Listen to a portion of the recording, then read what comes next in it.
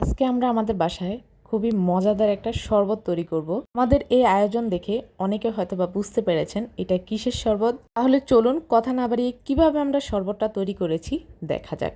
এখানে আমরা প্রথমেই তরমুজের স্লাইস নিয়ে এটাকে ছোট ছোট করে কেটে নিব, তবে তার আগে এটা থেকে বিচিগুলো ছাড়িয়ে নিব। সম্পূর্ণভাবে ছাড়ানো সম্ভব না হলেও কিছুটা অংশ থেকেই যাবে। তারপরেও যতটা সম্ভব আমরা যতটা পেরেছি এটার বিচিগুলো ফেলে দিয়ে আমরা তরমুজটাকে কেটে নিয়েছি। আমাদের তরমুজ কাটা হয়ে গিয়েছে। এখন আমরা এটা ব্লেন্ড করার জন্য ব্লেন্ডারের জগে নিয়ে নিচ্ছি। এখন আমরা এতে অ্যাড করে দিব পরিমাণ মতো চিনি। তবে চিনির পরিমাণটা আপনারা স্বাদের উপর নির্ভর করে দিবেন, যে যেমন খেতে পছন্দ করেন। এখন আমরা এটাকে ভালোভাবে ব্লেন্ড করে নিব। আজকের এই মজাদার শরবতের রেসিপিটা যদি আপনাদের ভালো লেগে থাকে তবে এই তরমুজের সিজনে একবার হলেও তৈরি করে খাবেন। আমাদের তরমুজ ব্লেন্ড করা হয়ে গিয়েছে, এখন আমরা এটাকে ছেঁকে নিয়েছি। আর এতে আমরা অ্যাড করে দিচ্ছি ম্যাঙ্গো ফ্লেভারের রেডি করা দুধ।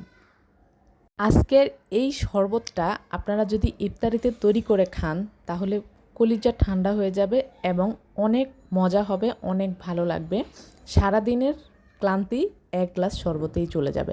এখন আমরা এটাকে পরিবেশন করে নিচ্ছি। তো আজকের আমাদের এই রেসিপিটি যদি আপনাদের ভালো লাগে তাহলে কে কোথা থেকে দেখছেন অবশ্যই কমেন্টস করে জানাতে ভুলবেন না। এছাড়াও রেসিপিটি ভালো লাগলে অবশ্যই শেয়ার করতে ভুলবেন না আপনার পরিবার পরিজনদের সাথে এবং আপনার বন্ধু মহলের সাথে। আজ এই পর্যন্তই। সবাই ভালো থাকবেন, সুস্থ থাকবেন। আল্লাহ হাফিজ।